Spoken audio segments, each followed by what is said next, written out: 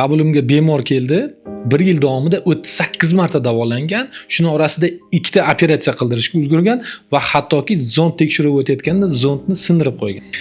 Bemor shikoyatlar bilan keldi. Bemorda shikoyatlarini ko'rsam, deyarli barcha a'zodan kasallik alomatlari bor. Ya'ni yuragidan shikoyati bor, nafas olish tizimidan, oshqozon ichaklardan, siydiga ayrish tizimidan, boshidan, deyarli agar bemor bilan suhbatlashsangiz, deyarli hamma a'zosi kasalga o'xshaydi. Va natijada nima qilgan? Har xil turli xildagi shifokorlarga borib ko'rinavergan va lekin aniq tashxis qo'ydira olmagan.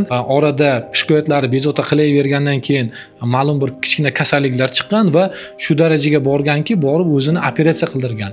Ya'ni bir o'tini oldirgan, appenditsit og'riyapti deb qornida kuchli og'riq nima bo'lgani uchun appenditsit qildirgan. Endi balkim appenditsit bo'lgandir, balkim yo'q. Yana zond tekshiruvlardan o'tgan, hattoki bir marta zond tekshiruvdan o'tayotganda boyaga vahimaga tushib harakat qilgan va boyaga zondni sindirib qo'ygan. Apparat unda nimasida sinib qolgan. Lekin yaxshi-hamki, holati yaxshi.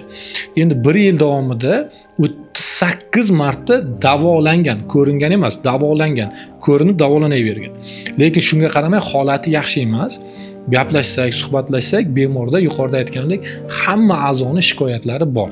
Bemorni tekshiruvdan o'tkazib, biz shifokorlar jamoasi bilan ko'rib, yakuniy tashxis qo'ydik. Yakuniy tashxisi vegetativ nerv tizimini buzilishi bilan bog'liq muammolar chiqdi va shuni oqibatida bemorda vahima, qo'rquv, xavotirlar paydo bo'lib, shifokor yuravergan, tekshiruvlardan o'tavergan, davolanavergan, lekin samara olmagan. Bunday holatlarda maxsus davolash kurslari bor, maxsus davolash usullari bor, maxsus davolash dori-darmonlar bor.